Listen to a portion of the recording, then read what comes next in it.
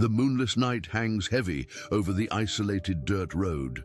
The parked pickup truck holds the injured female officer, trapped in the truck bed, breathing with difficulty. On her uniform, documents that could bring down criminals are hidden beneath dried blood. She forces air, finds a rope, and tries to open the latch through the narrow crack. From the gloom, 3 dogs appear, sniffing the metal and snarling at the woods. In the distance, voices approach. Footsteps split, stones clatter, and silence returns. The tailgate pops open a hand's breadth, headlights turn on, branches snap in a rush. Her shoulder gets caught in the opening, the dogs motionless at the edge. And then, nothing else moves. Do you love stories with animals? Then subscribe now and don't miss any. Thank you for following us. Now, we return to our story. The night was heavy, suffocating and moonless when everything started to fall apart. What was supposed to be just a routine wildlife survey in a remote area quickly transformed into a survival situation for the researcher. Disoriented during an unexpected confrontation with local hunters, Sarah Mitchell found herself unconscious and trapped inside the bed of an abandoned pickup truck on a nearly forgotten dirt road, surrounded by dense forest and without any communication signal. When she opened her eyes, the first sensation was disorientation, followed by a sharp pain in her head that prevented her from moving freely. The second was the weight of responsibility pressing down on her chest like a stone. Hidden inside her research vest was a package of documents that contained evidence capable of stopping an illegal wildlife trafficking operation that had been devastating the local ecosystem for months. These weren't just papers filled with scientific data, but proof of systematic destruction that could save countless animals from exploitation if they reached the right authorities. It wasn't just about her own safety anymore, but about the chance to put an end to a cycle of cruelty that had been tearing apart the delicate balance of this pristine wilderness area. Sarah Elizabeth Mitchell had dedicated her entire career to wildlife conservation, following in the footsteps of her father, who had been a forest ranger in these very mountains of Montana. At 32, she had already published several groundbreaking studies on animal migration patterns and had become one of the most respected researchers in her field. Her work with the Wildlife Conservation Institute had brought her to this remote section of Glacier National Park, where reports of unusual animal disappearances had been mounting for months. The research that had led her here began 6 months ago when local park rangers started noticing a dramatic decline in the population of several protected species. Bears, wolves, and various bird species seemed to be vanishing without explanation. Sarah had volunteered to conduct an extensive field study, spending weeks in the wilderness collecting data, setting up trail cameras, and documenting every detail of the ecosystem's health. In the first few minutes after regaining consciousness, still confused and trying to piece together what had happened, she believed that maybe it was just a matter of time before backup arrived. However, the darkness and silence soon revealed the harsh reality to her. She was at an isolated point, off the route of any patrol, and she knew that the hunters who had orchestrated this had planned every detail to ensure she couldn't escape easily. The memory of what had transpired earlier that evening came flooding back in fragments. She had been reviewing her findings at her temporary research camp when she heard voices approaching through the forest. Thinking they might be fellow researchers or park rangers, she had called out to identify herself. Instead, she found herself face to face with a group of men who clearly didn't belong in this protected area. The confrontation had been brief but intense. The leader of the group, a tall man with cold, calculating eyes named Marcus Blackwood, had demanded she turn over her research notes. When Sarah refused, explaining that her work was crucial for protecting the wildlife in the area, the situation escalated quickly. In the chaos that followed, she had been struck on the head and lost consciousness. now trapped in the rusty bed of what appeared to be an old maintenance truck. Sarah realized that these weren't just casual hunters. The precision with which they had executed this plan, the way they spoke about covering their tracks, and their obvious knowledge of the area suggested something much more organized and dangerous. This realization made the weight of the danger become even more real. Time was working against her, not just because of her injuries and growing fatigue, but because at any moment, the men could return to finish what they had started. The documents she carried contained more than just scientific observations.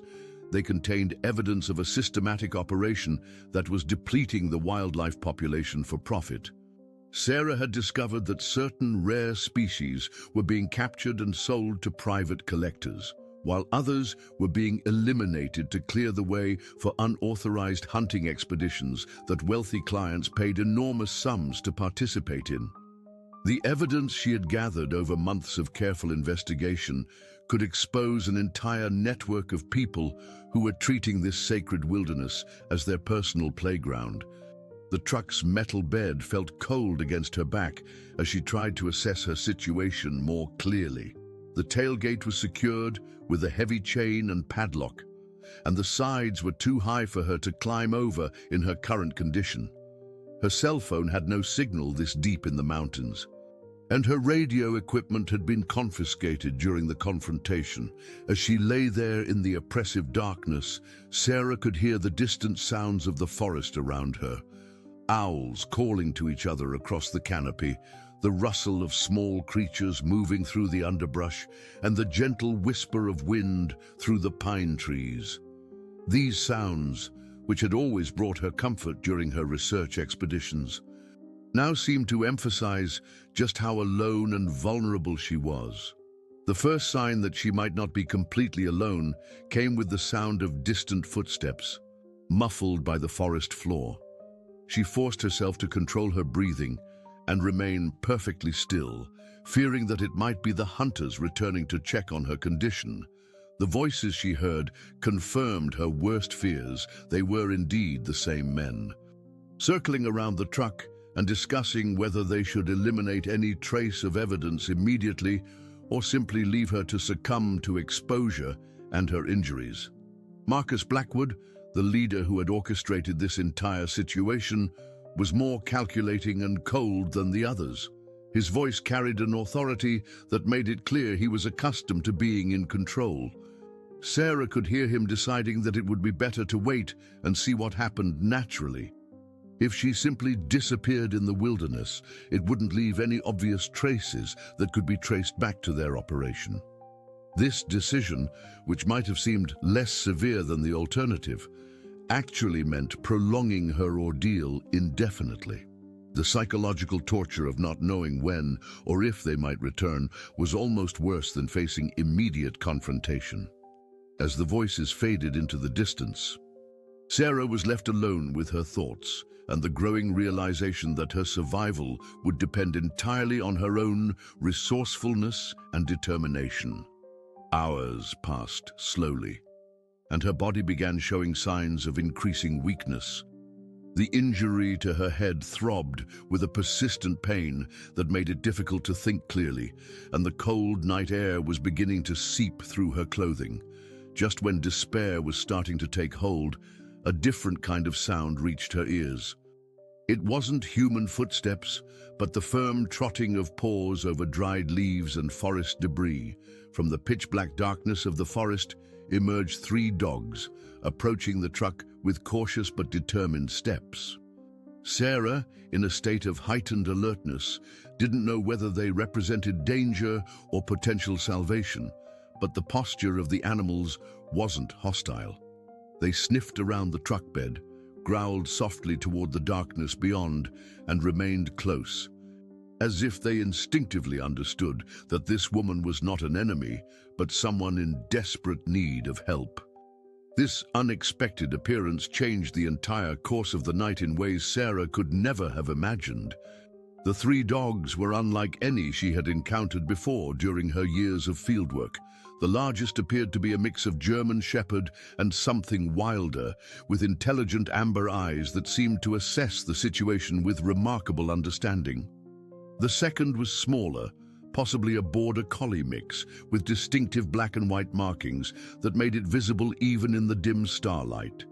The third was clearly younger, perhaps still approaching full maturity, with the lean build and alert ears of what might have been a husky crossbreed.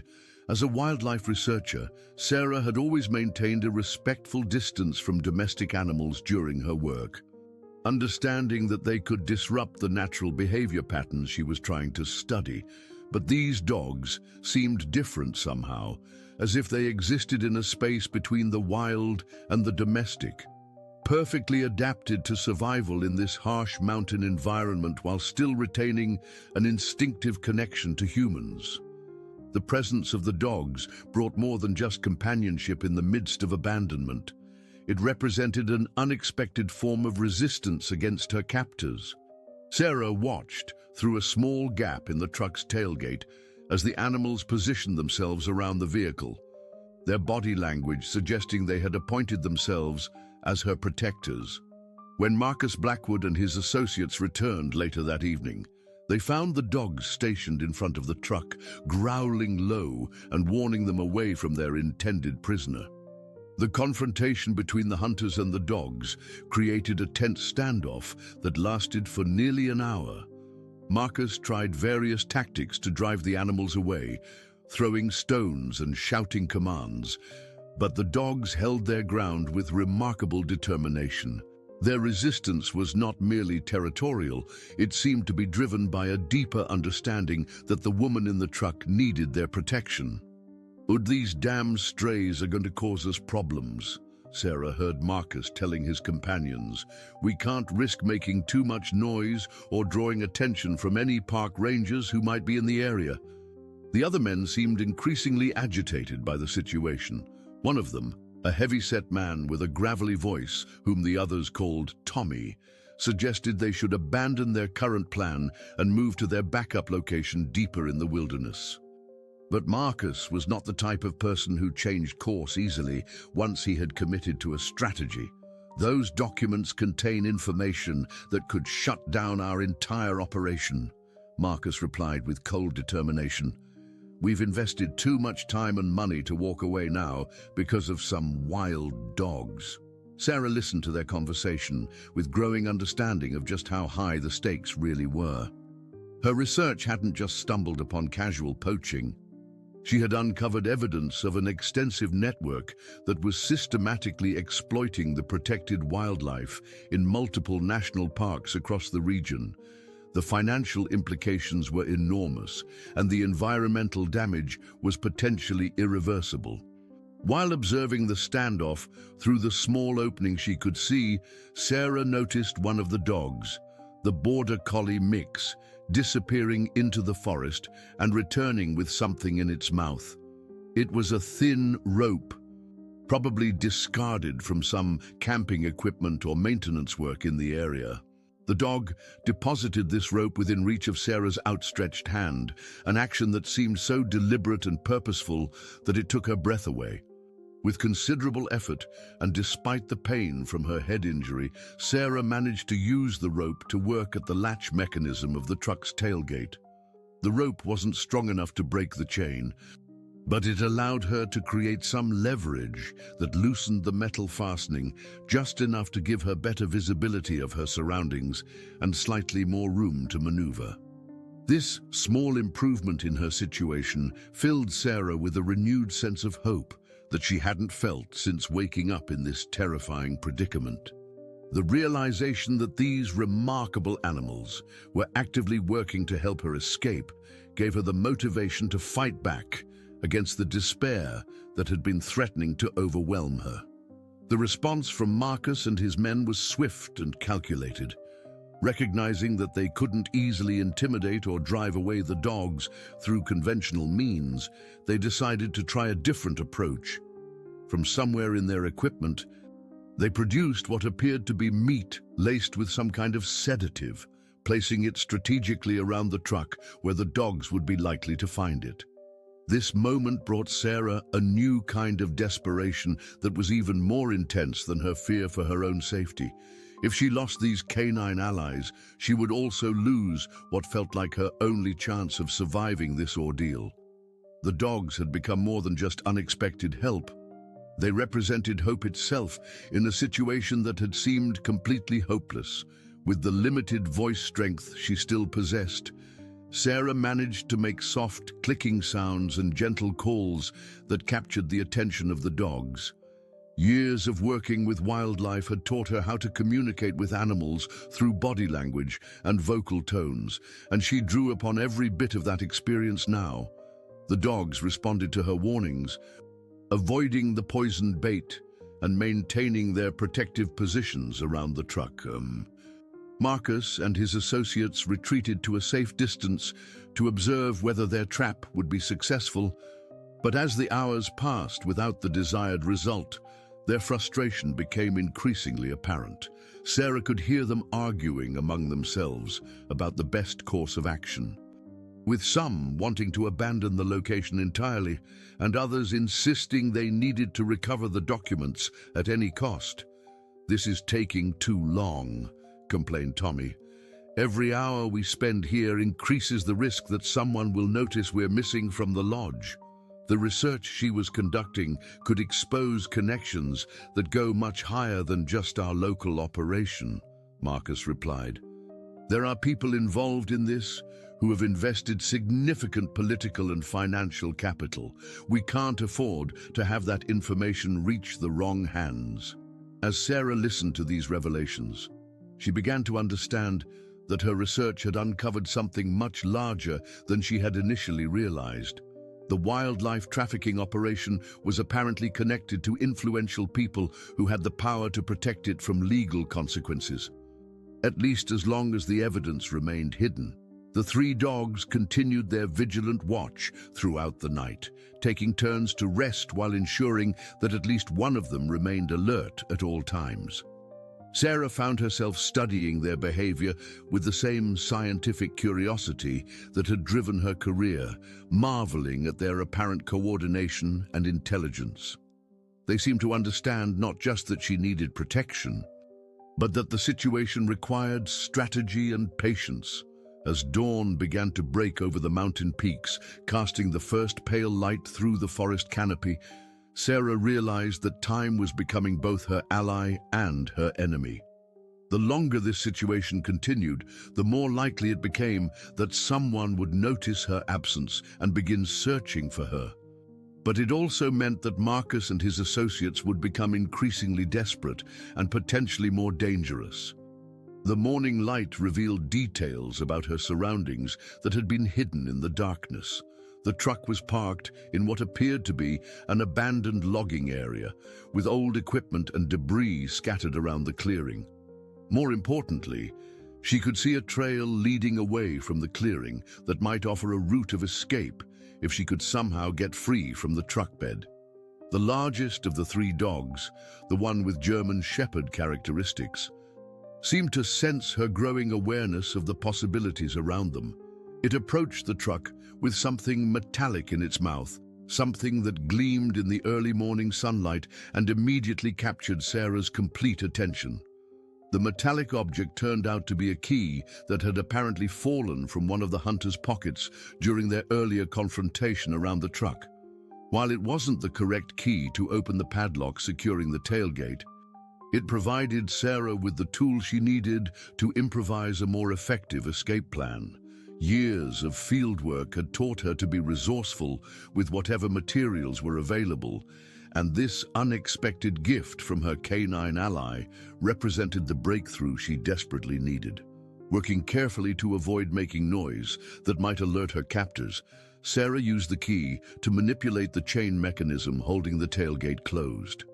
The metal was old and somewhat corroded from exposure to mountain weather, which actually worked in her favor as she was able to gradually work the key into spaces where the chain links had weakened.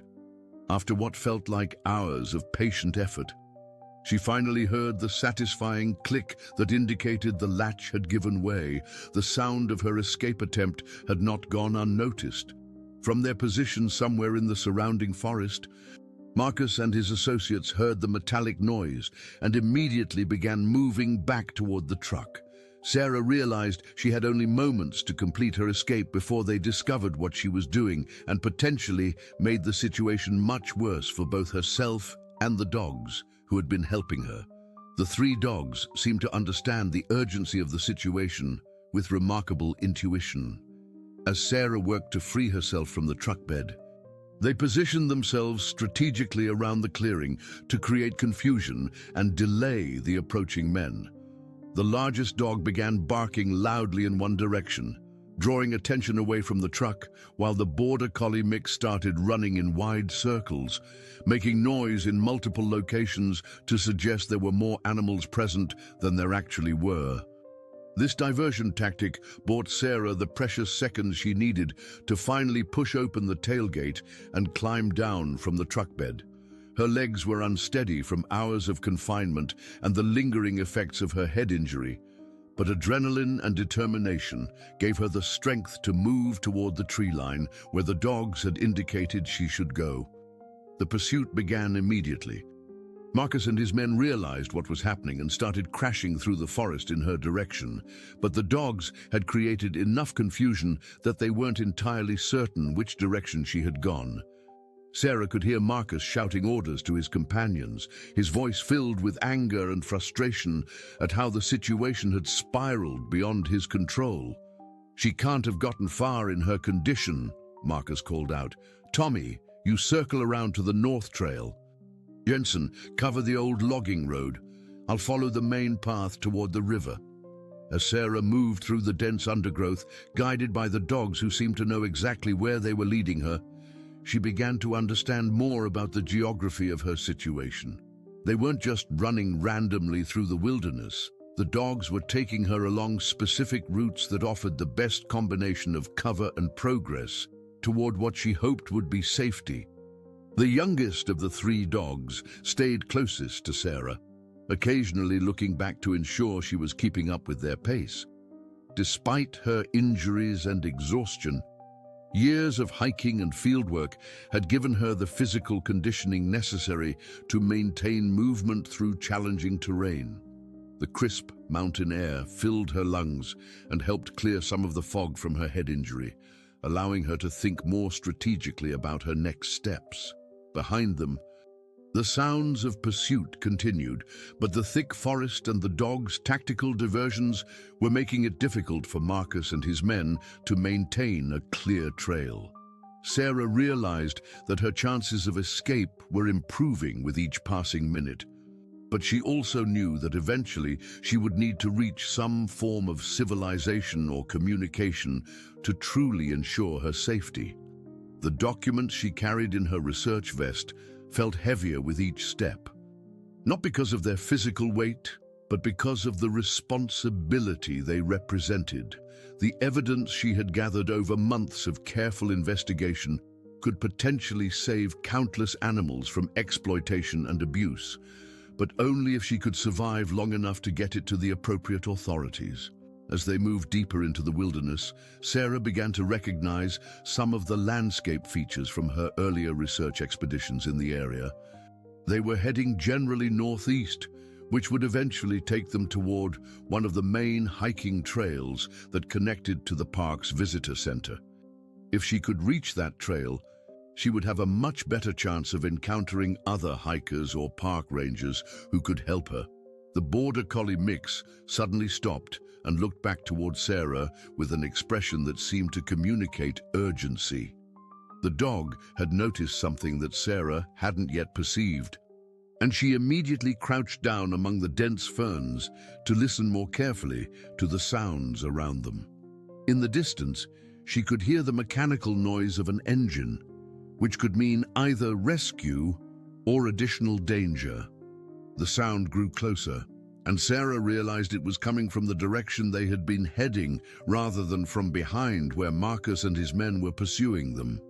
This meant that either help was approaching, or Marcus had called for reinforcements to intercept her escape route. The dog's behavior suggested they were uncertain about this development as well, with all three animals showing signs of increased alertness and caution. Through the trees, Sarah could see a park service vehicle slowly making its way along what must be a maintenance road she hadn't known existed. The sight of the official green and brown coloring filled her with hope. But years of scientific training had taught her to verify observations before drawing conclusions. She needed to be absolutely certain this represented genuine help rather than another layer of the threat she was facing. The largest dog made a decision that surprised Sarah. Instead of maintaining their defensive position, it began moving toward the approaching vehicle, but in a cautious manner that suggested it was testing the situation rather than simply seeking help. Sarah watched as the dog emerged from the forest cover and approached the road where the park service vehicle had stopped. From her concealed position, Sarah could see a uniformed park ranger getting out of the vehicle and kneeling down to interact with the dog. The ranger's body language and tone of voice, even though she couldn't hear the specific words, seemed genuinely concerned and helpful rather than threatening. This interaction gave her the confidence to make what felt like the most important decision of her entire ordeal. Taking a deep breath and drawing upon reserves of courage she wasn't sure she possessed, Sarah stood up from her hiding place and began walking toward the road. Her appearance must have been quite alarming, with torn clothing, dirt and scratches from her escape, and the obvious signs of someone who had been through a traumatic experience. "Ma'am, are you all right?" the park ranger called out as soon as he saw her. "I'm Ranger David Coleman. We've been looking for you since your research supervisor reported you missing yesterday evening." The relief that flooded through Sarah at these words was almost overwhelming. She had been found by legitimate help, and the nightmare of the past 18 hours was finally coming to an end. But even as she felt this relief, she remained aware that Marcus and his associates were still somewhere in the surrounding forest, and the evidence she carried was still in danger of being lost or destroyed. "Ranger Coleman," she managed to say, her voice hoarse from stress and dehydration, "I have critical evidence about illegal wildlife trafficking activities in this area, and there are men pursuing me who will do anything to prevent this information from reaching the authorities." The ranger's expression immediately became more serious as he understood that this wasn't just a simple case of a lost hiker. He quickly guided Sarah toward his vehicle while speaking into his radio to request immediate backup and to alert his supervisors about the situation they were dealing with. As they reached the safety of the ranger's truck, Sarah looked back to see all three dogs watching from the edge of the forest. They had brought her to safety, fulfilling their role as her unexpected protectors and allies in a way that went far beyond anything she could have hoped for when this ordeal began. The safety of Ranger Coleman's vehicle felt surreal after the harrowing night Sarah had endured. But even as they drove toward the park headquarters, she couldn't shake the feeling that her ordeal was far from over. The documents pressed against her chest seemed to pulse with their own weight of significance, and she knew that once their contents became public knowledge, the repercussions would extend far beyond the remote wilderness where she had been held captive. Ranger Coleman proved to be more than just a helpful park employee.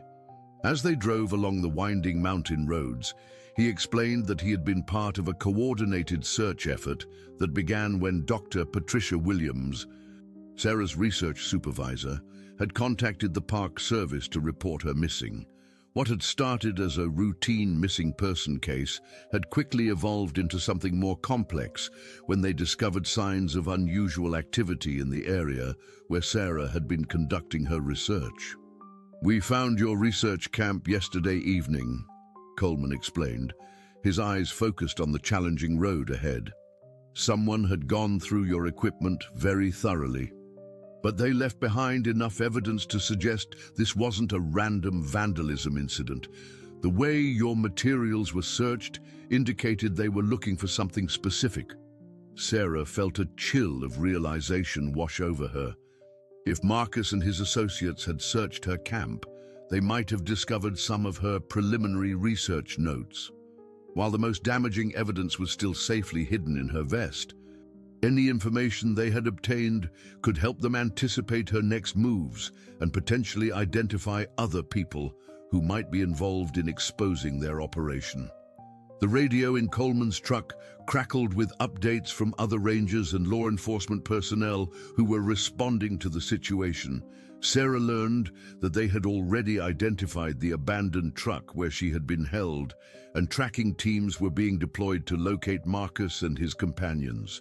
However, the vast wilderness area and the head start her captors had gained made their immediate apprehension unlikely. As they approached the park headquarters, Sarah began to mentally prepare for the complex process of turning over her evidence and explaining everything she had discovered during her months of investigation. The documentation she carried wasn't just a collection of scientific observations. It was a detailed map of an illegal operation that stretched across multiple states and involved people in positions of significant authority. Dr. Patricia Williams was waiting anxiously at the headquarters building when they arrived, and her relief at seeing Sarah safe was evident in every gesture and expression.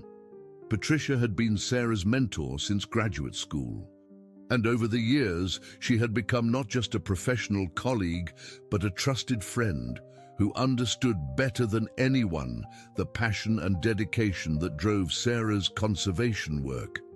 "Sarah, thank God you're all right," Patricia said, embracing her protégée carefully, mindful of her obvious injuries and exhaustion. "When you didn't check in yesterday evening, I knew immediately that something serious had happened. You've never missed a scheduled contact in all the years we've worked together." The park headquarters quickly transformed into a hub of activity as various officials arrived to take Sarah's statement and examine the evidence she had collected. Agent Rebecca Martinez from the UAS Fish and Wildlife Service was among the first federal officials to respond, bringing with her a team of specialists who were experienced in investigating wildlife trafficking operations. When Sarah finally had the opportunity to present her research findings in detail, the scope and sophistication of the operation she had uncovered became clear to everyone in the room.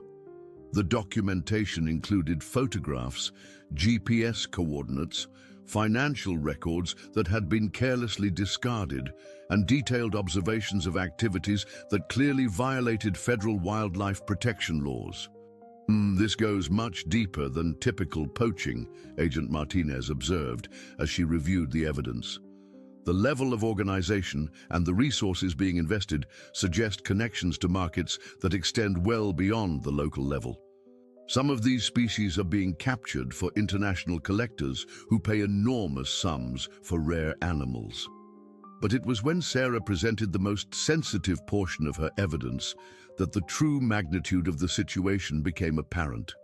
Among the discarded papers she had photographed were correspondence and financial documents that suggested the involvement of people with connections to state and federal politics. The operation wasn't just being protected by its remote location. It was being shielded by individuals who had the power to influence law enforcement investigations. Agent Martinez's expression grew increasingly serious as she examined these materials. "Sarah, do you understand what you've uncovered here? These documents suggest corruption that reaches into levels of government that could potentially compromise any investigation we might try to launch through normal channels."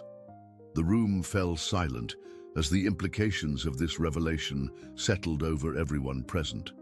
Sarah had not only exposed a wildlife trafficking operation, she had uncovered evidence of systematic corruption that could explain why previous efforts to address environmental crimes in the region had been unsuccessful. Dr. Williams was the first to speak up after this sobering realization. "What does this mean for Sarah's safety?" If the people behind this operation have the kind of political connections these documents suggest, won't they have the resources to continue pursuing her even now that she's reached safety? This question hung in the air like a storm cloud, casting a shadow over what should have been a moment of triumph for Sarah's investigative work. Agent Martinez exchanged glances with Ranger Coleman and the other officials present before responding with careful consideration. "We're going to need to take extraordinary precautions," Martinez admitted. "This evidence is potentially explosive enough to bring down an entire network of corruption. But it also makes Sarah a target for people who have enormous resources at their disposal and a great deal to lose if this information becomes public." As if summoned by their discussion of the danger Sarah still faced, Ranger Coleman's radio burst to life with an urgent communication from the tracking teams that had been searching for Marcus and his associates. The news was not what any of them had been hoping to hear. "Base, this is Search Team Alpha," the voice crackled through the speaker. "We've lost the trail about 3 miles northeast of the abandoned truck location. It appears the subjects may have had additional vehicles positioned in the area, and they've successfully evaded our initial pursuit efforts." Agent Martinez took the radio from Coleman and responded immediately. "Search Team Alpha, this is Agent Martinez with Fish and Wildlife. Be advised that the subject should be considered extremely dangerous and desperate. They're aware that we have evidence that could result in federal charges, and they may attempt to eliminate witnesses rather than simply escape." The reality of her situation settled over Sarah like a heavy blanket. Even though she had reached safety and turned over her evidence to the appropriate authorities, the people who had held her captive were still free and still posed a significant threat. The corruption her investigation had uncovered meant that traditional law enforcement protections might not be sufficient to ensure her safety. But as she sat in the park headquarters, surrounded by dedicated professionals who were committed to seeing justice done, Sarah felt a different kind of strength building within her. The 3 dogs who had helped her escape had shown her that sometimes allies appeared from the most unexpected sources, and that courage could manifest in ways she had never previously imagined. Dr. Williams placed a supportive hand on Sarah's shoulder. "Whatever happens next, you need to know that what you've done here will make a real difference. The evidence you've gathered has the potential to protect countless animals and preserve the integrity of our protected wilderness areas." Agent Martinez nodded in agreement. "The investigation that will grow out of your work will likely take months or even years to complete fully, but it starts with the brave decision you made to gather this evidence, despite the personal risk involved." As the afternoon sun began to set over the mountain peaks visible through the headquarters windows, Sarah realized that her ordeal had transformed her in ways she was only beginning to understand. She had started this research project as a wildlife biologist focused on conservation, but she had emerged as someone who had confronted corruption and injustice at their very source. The next morning brought developments that would shake the foundations of everything Sarah thought she understood about her situation. Agent Martinez had worked through the night with her team to analyze the evidence Sarah provided, and what they discovered went far beyond even their most pessimistic expectations about the scope of the corruption they were facing. "Sarah, I need you to sit down for this," Agent Martinez said as she entered the conference room where Sarah had been waiting with Dr. Williams. The federal agent's expression was grave, and the documents in her hands seemed to carry the weight of devastating revelations. "We've run preliminary checks on some of the names and financial information in your evidence," Martinez continued. What we've found suggests that this wildlife trafficking operation has connections that reach directly into the Department of the Interior, including people who have direct oversight authority over national park operations." The implications of this discovery hit Sarah like a physical blow.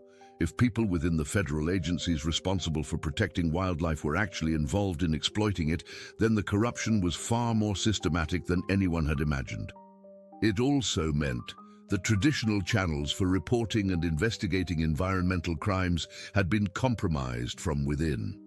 Dr. Williams leaned forward in her chair, her face pale with the realization of what this meant for their work and for Sarah's safety. Are you telling us that some of the people who are supposed to be protecting these animals are actually profiting from their exploitation? That's exactly what I'm telling you, Martinez replied grimly. And it gets worse. Some of the correspondence Sarah photographed includes references to research interference and discusses strategies for discrediting conservation scientists whose work might threaten their operations.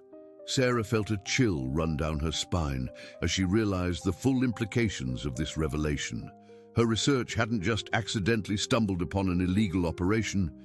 It had been specifically targeted because it posed a threat to people who had been systematically undermining wildlife protection efforts from positions of authority within the government itself. There's something else, Martinez continued, consulting her notes with obvious reluctance to share what she had discovered. We found evidence that suggests your research project wasn't selected randomly for this level of scrutiny. Someone with access to grant funding databases and research proposals specifically identified your work as something that needed to be stopped. The betrayal that this revelation represented was almost too overwhelming for Sarah to process.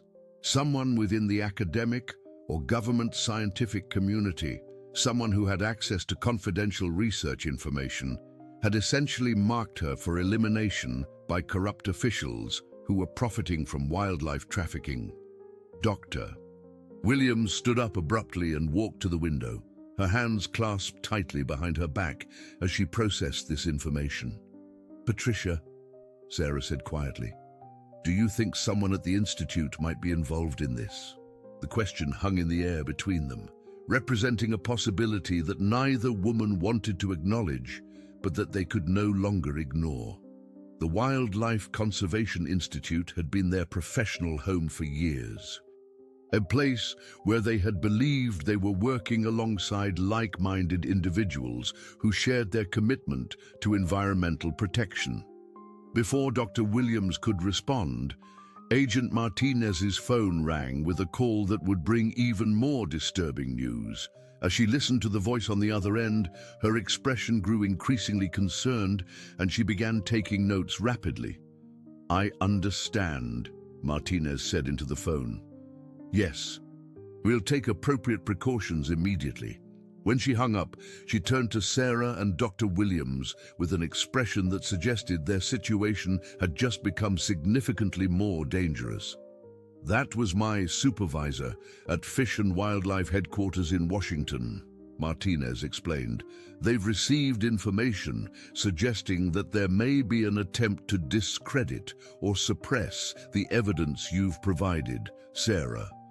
Someone with significant political influence has been making inquiries about the investigation, and there are concerns that pressure might be applied to limit the scope of what we're allowed to investigate. Sarah felt the ground shifting beneath her feet as she realized that even turning her evidence over to federal authorities might not be enough to ensure that justice would be served. The people behind the wildlife trafficking operation apparently had enough political influence to potentially interfere with the investigation itself. What does this mean for the animals that are being exploited? Sarah asked, her voice barely above a whisper.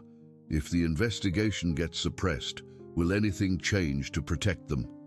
Agent Martinez exchanged a meaningful look with Dr. Williams before responding. That's why we need to move quickly and strategically. We have a narrow window of opportunity to gather additional evidence and build a case that will be too strong for political interference to undermine. What happened next surprised everyone in the room. Dr. Williams turned from the window with a determined expression that Sarah had rarely seen in all their years of working together. There was a steely resolve in her mentor's eyes that suggested she had made a difficult but necessary decision. "And I've been thinking about everything we've learned this morning," Patricia said slowly, "and I believe there's something I need to tell you both. Something that I hoped I would never have to reveal." Sarah felt a new kind of dread settling over her as she recognized something in Dr. Williams' tone that suggested the revelations of the morning were not yet complete.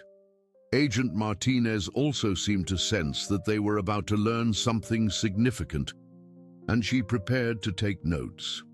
"6 months ago, I was approached by someone claiming to represent a group of concerned conservationists who wanted to fund additional wildlife research in this region," Patricia began. "They offered funding that would have allowed us to expand Sarah's project significantly, but something about the approach felt wrong to me." "What kind of wrong?" Martinez asked, her professional instincts clearly engaged. They seemed to know too much about the specific details of Sarah's research methodology and her planned investigation areas. They also asked very pointed questions about what kind of evidence she might be likely to discover and how long it might take her to complete her documentation. Sarah felt her heart sinking as she began to understand where this revelation was heading. "Patricia, are you saying that these people were trying to monitor my research from the beginning?" "I'm saying that I believe they were trying to position themselves to know exactly what you were discovering and when you were discovering it," Patricia replied. "I declined their funding offer, but I never reported the contact because I wasn't entirely certain it was related to anything illegal." Agent Martinez leaned forward with intense interest. "Dr. Williams, do you still have any documentation from this contact? Names, phone numbers, anything that might help us identify these people?" Patricia reached into her briefcase and withdrew a folder that she had apparently been carrying with her since the previous evening. "I brought everything I had about that contact, including some research they claimed to have conducted in similar areas. I thought it might be relevant to understanding how sophisticated this operation really is." As Agent Martinez reviewed the materials Dr. Williams provided, her expression grew increasingly serious. The documentation revealed a level of preparation and intelligence gathering that suggested the wildlife trafficking operation had been monitoring conservation research efforts across multiple states for months or possibly years. "None. This changes everything we thought we understood about how your research became a target," Martinez told Sarah. "It wasn't just bad luck that put you in danger. You were specifically selected for surveillance because your work posed a direct threat to their operation." The realization that she had been deliberately targeted from the beginning of her research project was both terrifying and infuriating for Sarah. It meant that every day she had spent in the wilderness collecting evidence, every night she had camped alone in remote areas, she had been under observation by people who were planning to prevent her from completing her work. But it also meant something else that was potentially even more significant. If the people behind the wildlife trafficking operation had been monitoring her research so closely, they might have inadvertently provided evidence of their own activities that could be used against them. "Agent Martinez," Sarah said, a new idea beginning to form in her mind. "If they've been watching my research, they might have documented their own surveillance activities. Is there any way we could turn their monitoring against them?" The federal agent looked up from the documents she was reviewing with an expression that suggested Sarah's question had opened up new possibilities she hadn't previously considered. Agent Martinez's excitement about Sarah's suggestion was immediately apparent, and within hours the park headquarters had been transformed into a sophisticated operations center. Federal agents with expertise in electronic surveillance and data recovery had been flown in from Denver, and they brought with them equipment that could detect and analyze any monitoring devices that might have been placed in the areas where Sarah had been conducting her research. "The theory is sound," explained Agent Thomas Chen, a specialist in counter-surveillance operations. If they've been monitoring Dr. Mitchell's activities as closely as the evidence suggests, they would have needed to establish some form of electronic presence in the field, trail cameras, listening devices, possibly even satellite communication equipment to relay information back to their coordinators. What they discovered during their sweep of Sarah's former research sites exceeded even their most optimistic expectations. The wildlife traffickers had indeed established an extensive network of surveillance equipment throughout the area, but in their arrogance and confidence that they would never be discovered, they had been careless about concealing the electronic signatures of their activities. "This is remarkable," Agent Chen reported, as his team analyzed data recovered from hidden monitoring devices. They've essentially created a detailed electronic record of their own operation.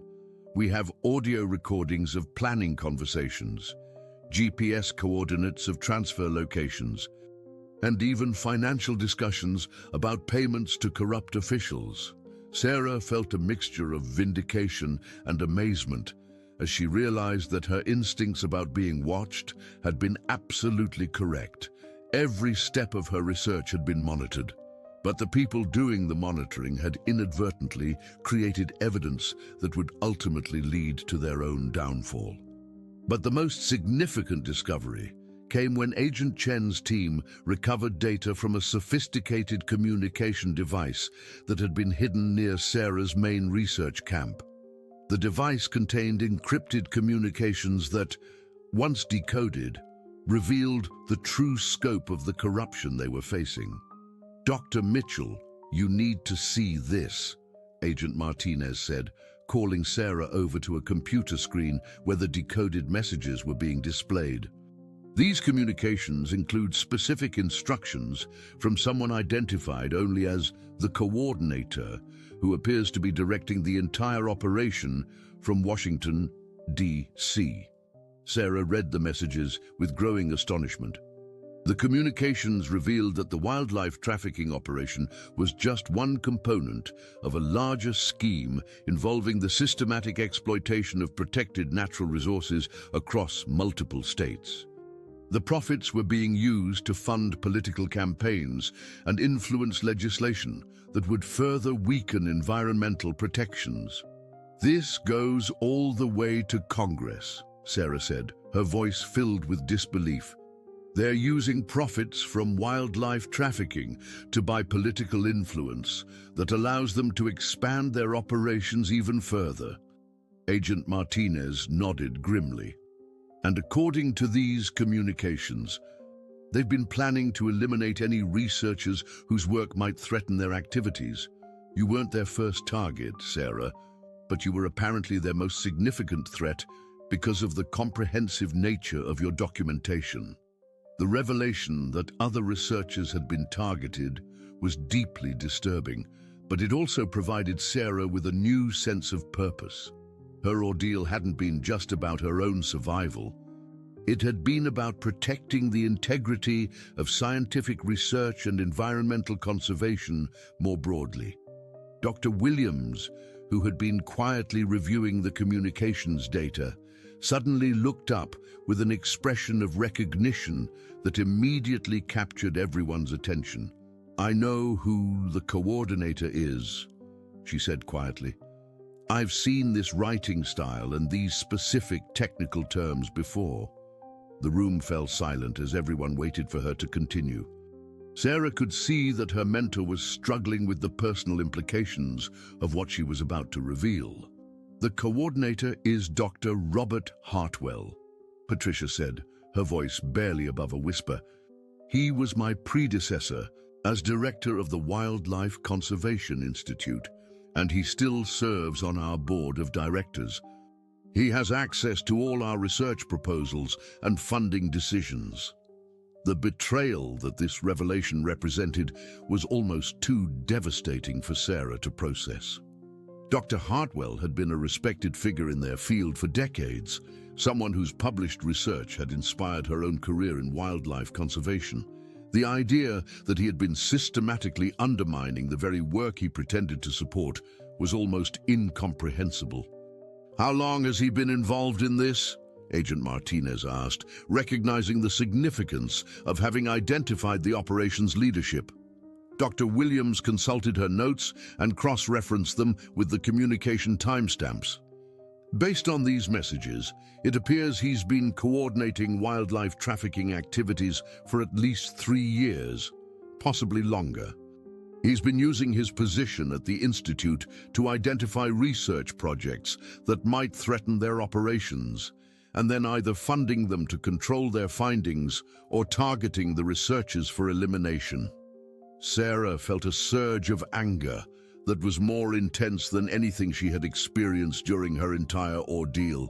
The people she had trusted to protect wildlife and support conservation research had been systematically betraying everything they claimed to represent. Her capture and near elimination hadn't been the work of simple criminals. It had been orchestrated by someone within her own professional community. But with the identification of Dr. Hartwell as the coordinator, came new opportunities for bringing the entire operation to justice. Agent Martinez immediately began coordinating with her supervisors to develop a plan that would expose the corruption while protecting the evidence they had gathered. "We need to move carefully here," Martinez explained to the group. "If Dr. Hartwell suspects that we've identified him, he has the resources and connections to destroy evidence and potentially eliminate witnesses. But we also have an advantage he doesn't know about." "What advantage?" Sarah asked. "He doesn't know that we've recovered the communication devices and decoded his messages. As far as he's concerned, you escaped with some research documentation. But he has no idea that we have evidence of his direct involvement in coordinating the entire operation." Agent Chen looked up from the computer where he had been analyzing more of the recovered data. "Agent Martinez, there's something else here that you need to see. Dr. Hartwell has scheduled a meeting for tomorrow evening with several of the corrupt officials whose names appeared in Dr. Mitchell's original evidence. The timing of this discovery was almost too fortuitous to believe. They had identified the leadership of the wildlife trafficking operation and discovered that a meeting of all the key participants was scheduled to take place within 24 hours. "Where is this meeting supposed to happen?" Martinez asked. "According to these communications, they're meeting at a private lodge about 40 miles north of here. The location was chosen specifically because it's isolated and has no regular law enforcement presence." Sarah realized that this meeting represented an unprecedented opportunity to capture not just the local participants in the wildlife trafficking operation, but potentially the entire network of corrupt officials who had been protecting and profiting from it. "What's our next step?" Dr. Williams asked. Agent Martinez looked around the room at the team of federal agents. "In park rangers, and scientists who had come together to expose this corruption, we're going to give Dr. Hartwell exactly what he's expecting," she said with a determined smile. "He's going to get a meeting with his associates, but it's not going to end the way he's planning." Sarah felt a combination of anticipation and nervousness as she realized that the final confrontation with the people who had tried to eliminate her was about to take place. The 3 dogs who had saved her life were somewhere in the surrounding wilderness, unaware that their act of protection had set in motion events that would ultimately bring down an entire network of corruption. But as she thought about those remarkable animals and the courage they had shown in protecting her, Sarah felt her own resolve strengthening. Tomorrow's operation would not just be about bringing criminals to justice.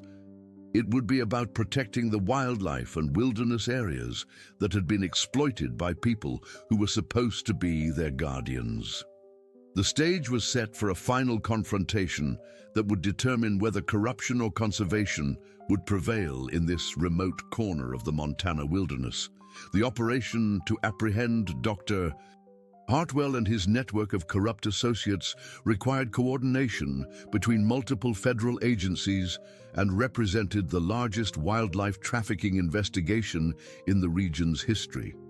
As the sun set over the Montana wilderness on the evening of the planned meeting, Agent Martinez and her team were positioned around the isolated lodge where the criminals believed they were gathering for a routine coordination session. Sarah had insisted on being present for the operation, despite concerns about her safety. Her intimate knowledge of the evidence and her ability to identify the participants made her presence valuable, but more importantly, she felt that she had earned the right to see this through to its conclusion after everything she had endured. Remember, we need to let them incriminate themselves further before we move in. Agent Martinez reminded the team through their communication system. The more we can record of their conversation, the stronger our case will be in court. From their concealed position in the forest surrounding the lodge, Sarah could see the arrival of several vehicles carrying people she recognized from the photographs in her research documentation. Marcus Blackwood was there, along with several other local participants in the trafficking operation. But the most significant moment came when a black luxury sedan pulled up to the lodge entrance. Dr. Robert Hartwell stepped out of the vehicle with the confidence of someone who believed he was completely secure in his position of authority and influence. Sarah felt a complex mixture of anger and sadness as she watched the man who had been a respected figure in her field prepare to enter what would be his final meeting as a free person. The electronic surveillance equipment that Agent Chen had positioned around the lodge allowed the law enforcement team to monitor the conversation inside the building. What they heard confirmed everything they had suspected about the scope and sophistication of the wildlife trafficking operation. The Mitchell situation has been contained, they heard Marcus reporting to Dr. Hartwell. She escaped our initial efforts to recover her research. But we've been monitoring law enforcement communications, and it appears they believe this is just a simple poaching operation. Excellent, Dr. Hartwell replied, his voice carrying the cold authority that Sarah remembered from professional conferences. Our contacts within the federal agencies have assured me that any investigation will be limited in scope and will not extend to our political connections. Sarah listened with growing amazement as Dr. Hartwell proceeded to detail the extent of his corrupt network, naming specific officials in Washington who had been accepting payments in exchange for limiting environmental enforcement efforts. The recording equipment was capturing confessions that would ultimately result in prosecutions at the highest levels of government. But the most shocking revelation came when Dr. Hartwell began discussing plans for expanding their operations to other national parks across the western United States. They weren't just exploiting wildlife in Montana, they had been systematically undermining conservation efforts across the entire region. The beauty of our system, Dr. Hartwell explained to his associates, is that we control the research that might expose us, and we control the political processes that would normally stop us. We've essentially created a perfect circle of protection. Agent Martinez's voice came through Sarah's earpiece. We have enough. All teams, prepare to move in on my signal. The simultaneous assault on the lodge from multiple directions was executed with precision that left the wildlife traffickers no opportunity to escape or destroy evidence. Sarah watched from her position as federal agents surrounded the building and announced their presence with unmistakable authority. This is Agent Martinez with the UAS, Fish and Wildlife Service. This building is surrounded. Everyone inside needs to come out with their hands visible immediately. The scene that followed was both satisfying and surreal for Sarah. The people who had held her captive, who had threatened her life and tried to prevent her from exposing their crimes, were now being arrested and read their rights by the very federal agencies they had believed they could control through corruption. Dr. Hartwell's arrest was particularly meaningful for Sarah, as federal agents placed handcuffs on the man who had betrayed everything he had once claimed to represent. Sarah stepped forward so that he could see her face clearly. Dr. Hartwell, she said quietly. "I want you to know that the evidence you tried so hard to suppress will be used to protect the animals you've been exploiting. Your network of corruption ends here." The expression on Hartwell's face as he recognized her was a mixture of surprise, anger, and defeat. He had clearly believed that either she had been eliminated or that her evidence would be suppressed through political influence. The reality that his entire operation was being exposed was obviously devastating to his carefully constructed sense of invulnerability. In the weeks that followed the arrests, the full scope of the wildlife trafficking operation became public knowledge through a series of federal prosecutions that received national attention. The evidence Sarah had gathered, combined with the electronic surveillance data recovered from the traffickers' own monitoring equipment, resulted in convictions that reached from local poachers to officials in Washington, D.C. The 3 dogs who had saved Sarah's life became minor celebrities when their role in her escape was revealed during the trial proceedings. Park rangers reported that the animals had been living wild in the forest for several months, apparently abandoned or lost from some previous human contact. But they had demonstrated remarkable intelligence and loyalty in protecting Sarah during her greatest hour of need. Dr. Patricia Williams was cleared of any suspicion of involvement in the trafficking operation, and her decision to decline the suspicious funding offer months earlier was recognized as having potentially saved other researchers from being targeted. The Wildlife Conservation Institute underwent a complete restructuring of its oversight procedures to prevent future infiltration by corrupt individuals. 6 months after her ordeal, Sarah returned to the wilderness area where everything had begun. But this time, she came as part of a legitimate research team working to restore the wildlife populations that had been depleted by the trafficking operation. The evidence she had gathered not only brought criminals to justice, but also provided the scientific foundation for a comprehensive ecosystem restoration project. On her first day back in the field, Sarah was surprised and deeply moved when 3 familiar figures emerged from the forest to investigate her research camp. The dogs had apparently remained in the area, and they approached her with the same protective but friendly demeanor they had shown during her captivity. "Hello, friends," she said softly, kneeling down to greet them properly. "I never got the chance to thank you for saving my life." The largest dog, the one with German Shepherd characteristics, approached close enough for her to pet its head. And for a moment, Sarah felt the same sense of connection and trust that had sustained her through the darkest hours of her ordeal. These remarkable animals had shown her that courage and loyalty could appear in the most unexpected forms, and that sometimes the most important alliances were formed not through planning or politics, but through simple acts of protection and kindness. Agent Martinez, who had become a friend as well as a professional colleague during the investigation, joined Sarah at the research site to see the progress of the restoration work. "Any regrets about exposing all of this?" Martinez asked as they watched the dogs playing in the clearing where Sarah's original research camp had been located. Sarah considered the question thoughtfully before responding. "The only regret I have is that it took so long for this corruption to be exposed. Think about how many animals could have been protected if Dr. Hartwell and his network had been stopped years ago. But think about how many will be protected now because of what you did," Martinez replied. "Your courage to gather that evidence and your survival skills to keep it safe have made a difference that will last for generations."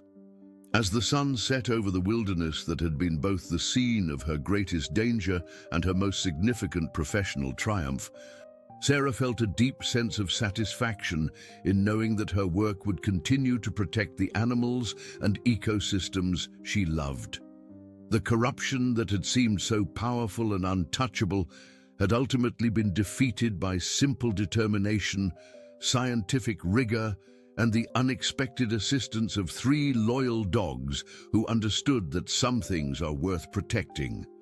The restoration of the wildlife populations would take years to complete. But every animal that returned to its natural habitat would be a testament to the power of courage and integrity to overcome even the most sophisticated forms of corruption and exploitation. Dear listeners, we hope that Sarah's incredible journey of courage and determination has moved you as much as it moved us to tell it. This story reminds us that sometimes our greatest allies come from the most unexpected places, and that the fight to protect our natural world requires both scientific dedication and personal bravery. If this tale of wilderness survival, corruption exposed, and justice served has captured your imagination, we have prepared a special collection of equally captivating stories about remarkable individuals who stood up against overwhelming odds. You can find this playlist by clicking the link in the description below. If Sarah's story touched your heart, please don't forget to subscribe to our channel and give this video a thumbs up. Every day we bring you unique stories that explore the complexity of human nature and the triumph of good over evil. Don't miss our upcoming content, and we look forward to hearing your thoughts in the comments section. Your engagement helps us continue bringing these powerful stories to life.